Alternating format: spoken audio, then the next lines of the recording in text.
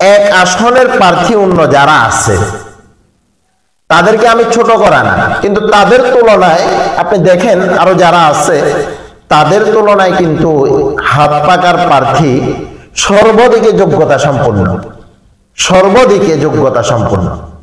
Vote যুদ্ধে আমাদের বিজয় ইনশাআল্লাহ সুনিশ্চিত। যদি ঐক্যবদ্ধ থাকতে পারে তাহলে ফেনী এক আসনের বিজয় আবার কে কেড়ে নেবে আমাদের থেকে?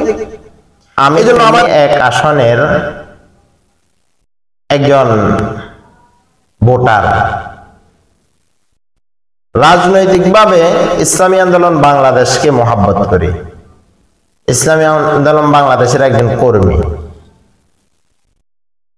ইদানিংকালের যে ফেসবুকে লেখালেখি তর্ক বিতর্ক চলতেছে, স্বাভাবিকভাবে একদিকে এটা ভালো, কারণ প্রার্থী নির্ধারিত হওয়ার আগ পর্যন্ত এক একজনে এক একজনের মত প্রকাশ করতে পারে, আর এটা আমি খারাপ কিছু মনে করি না, কারণ এটার দ্বারাও প্রচারণা একটা হয়তো।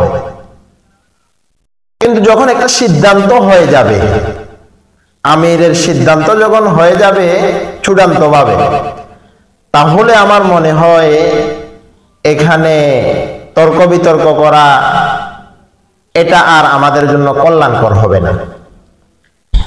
চূড়ান্ত হয়ে যাওয়ার পরে আমাদের জন্য কল্যাণকর যে বিষয়টা, সেটা হচ্ছে এখন আমরা কিভাবে ঐক্যবদ্ধভাবে পুরা এক আসনের প্রতিটা জায়গা জায়গায়, প্রতিটা মহল্লায় মহল্লায় আমরা কিভাবে ইসলামের দাওয়াত পৌঁছে দিতে পারি। আপনি দেখবেন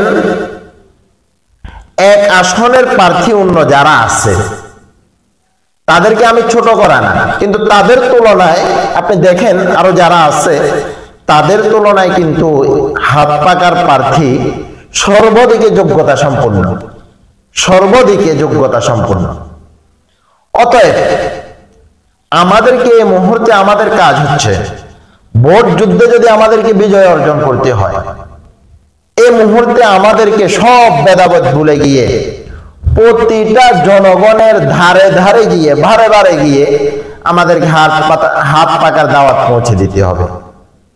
আমাদের এখন আর তর্ক বিতর্ক করার সময় নেই, তো সময় কই, এখন আর সময় নেই। এখন সবার কানে কানে পৌঁছে দিতে হবে হাত পাকার প্রার্থী আমাদের অমুক, হাত পাকার প্রার্থী আমাদের প্রিন্সিপাল কাজী মাওলানা গোলাম কিবরিয়া, আপনারা হাত পাকায় ভোট দিবেন। হাত পাকায় কেন ভোট দেওয়া হবে, কি জন্য দিবে, এগুলা জনগণকে আমরা বুঝাতে হবে। সবাই সবার জায়গা থেকে যদি বুঝাতে পারি, আমরা যদি ঐক্যবদ্ধ থাকতে পারি, তাহলে ফেনী এক আসনের বিজয় আবার কে কেড়ে নেবে আমাদের থেকে? এই জন্য আমাদের মন, আমাদের মানসিকতা আর একটু বড় করতে হবে। মন মানসিকতা বড় করে যদি আমরা কাজ করতে পারি, আল্লাহর রহমতে ভোট যুদ্ধে আমাদের বিজয় ইনশাআল্লাহ সুনিশ্চিত। তাই আসুন সব ভেদাভেদ ভুলে গিয়ে, তর্ক বিতর্ক সব ভুলে গিয়ে, তর্ক বিতর্ক করলে কোনো তর্ক বিতর্কের শেষ নাই।